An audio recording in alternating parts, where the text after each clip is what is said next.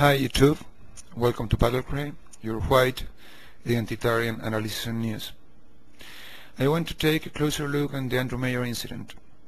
I suppose you know what I'm talking about. Andrew Mayer is a university student in the United States who was grounded, tasered, handcuffed and arrested because he makes some very uncomfortable questions to Senator Kerry in a forum. For my surprise, there is people who is defending police brutality. All these people use the same arguments once and again, and I have chosen true champions of the dictatorship for answer them. The first is a former cop, some kind of expert teasing people, and the second is a self-proclaimed guru of the internet. They use mainly four arguments. First, that Andrew Mayer seems to be a threat. Second, that he resisted the procedure of arrest. Third, that he was only looking for attention. And fourth, that he breaks all the forum rules. I will try to prove that all these statements are or false or stupid. Take a look. Mr. Mayer, what he did is he barged to the front of the line. And now we have a man that used to be a presidential candidate, who's a U.S. Senator, and there's a 200-pound person that comes barging into the front of the line. Right? If the Secret Service was there, they would have grounded that individual immediately. Because in today's day and age of terrorists, you don't know if he has a bomb, if he has a knife, a gun, or what he is going to do. Let's see. However, while Senator Kerry was responding to a student's question, all of a sudden Mayer rushed to the microphone with cops in pursuit. At that point, no one knew what was going on. Could he have a gun? A bomb? Immediately, Mayer began yelling into the microphone that he had been waiting in line forever and that Senator Kerry, quote, spend time to answer everyone's questions. I understand you say bullshit in these cases. All was quiet, John Kerry was talking, nobody interrupted him, nobody runs. John Kerry ended and gives the word to Andrew Mayer. He begins to make the questions. And it was the police who interrupted Mayer, and then, and only then, Mayer get excited. He seems no threat. He was standing with his two hands in front of him and a book in one hand. Look. For a strategy that has failed. That's the distinction. Sir. I first and foremost want to thank you for your time. You spent a lot of time talking to those here today. I want to thank you for coming and being open and honest. You recommended a book to us earlier. I wanted to recommend a book to you. It's called Art Madhouse by Greg Palat. Yeah, I have it actually. Yeah, he's the top investigative journalist in America. I've already read it. And he says you won the 2004 election.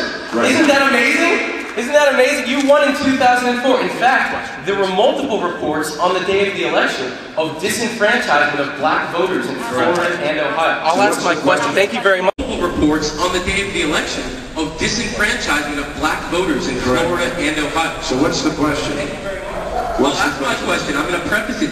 He's been talking for 2 hours. I think I can have 2 minutes. Thank you very much. All right, I'm going to ask you my question. Did you see?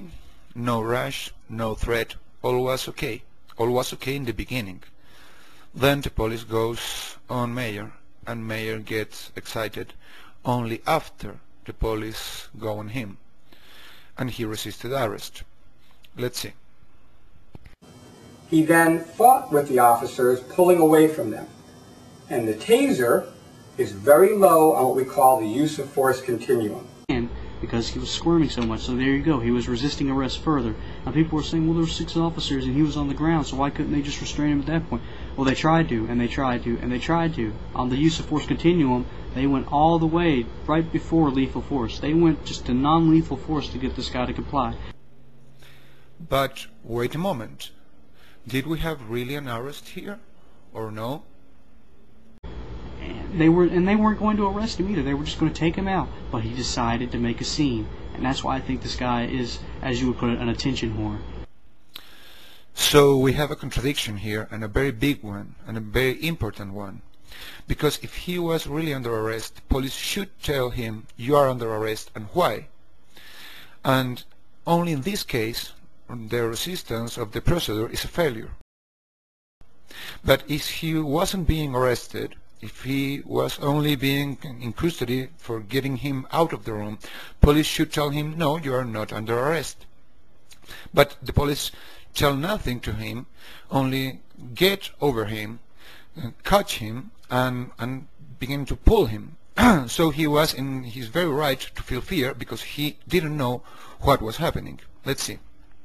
So, were you a member of Skull and Bones in college in Bush? Were you in the same secret society? That's all right. Let me answer this question. Excuse me, were you arrested? Whoa, whoa, whoa, whoa. Is anybody watching this? I'm not doing yourself.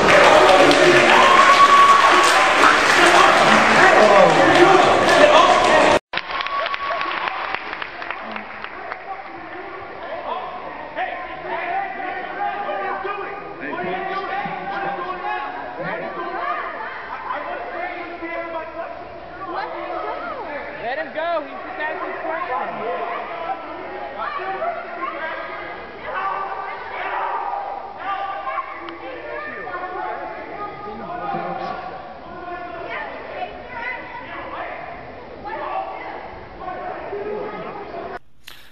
But according to these geniuses, all is Mayer's fault because he was acting for the cameras.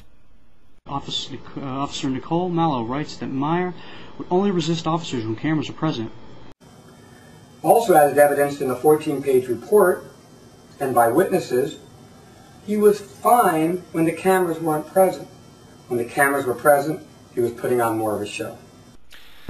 This is stupid because it's absolutely irrelevant. The point is not if Meyer was acting for the cameras or if he was making good questions. The point is if the police acted right or wrong when they teasered him, and since they fail in make a good procedure and tell him that he was arrested or not, is police failure, not Meyer failure because he was in fear. But the final point is, did he make something wrong in the forum for which he deserved to be arrested or expelled? Let's see. Now, I defend Mr. Meyer's rights. That's free speech. Absolutely, no question. Right? But there were rules in the forum. He violated those rules. The organizers even cut off the mic after he used a sexual expletive. The police didn't cut off the mic. The organizers did. So clearly he was not welcome there. And he infringed, I submit to you, on the rights of other people to be able to have their chance at free speech. So you may have free speech there, but I would have to remind everyone that free speech is not what Mr. Meyer did. It was actually a violation of a lot of the rules of the university, and Mayor or Meyer, however you say it, he violated a ton of problems that I can see right here. Violation of law, violation of any municipal or county ordinance, law of the state of Florida, or law of the United States. S, failure to comply with directive, failure to comply with a directive of law enforcement or a university official. When they said stand down, your questions are over, and he continued, he broke the rules. And violation of the campus demonstration regulation, regulation 6C1-2.002. I went and found that because that is the key to this. This is the big one that he messed up on. And number 4, conduct which is disorderly or a breach of the peace. I believe he breached the peace quite a few times. No, moron. He didn't break the peace. He was making questions in the question and answers sections of the forum. He was in his right. The police break the peace by catching him and pulling him, and they didn't explain him what was happening. And he make good questions for a politician in a moment in which his country is in a war, a 5 years war, with 1 million civilians dead, with thousands of military dead, with radioactive material thrown into the Middle East, and with the economy in bankrupt. So what do you expect? If you want easy forums, make one with Barney the dinosaur. That's all for today. Remember, rush to register as Republican and vote for Ron Paul. See you.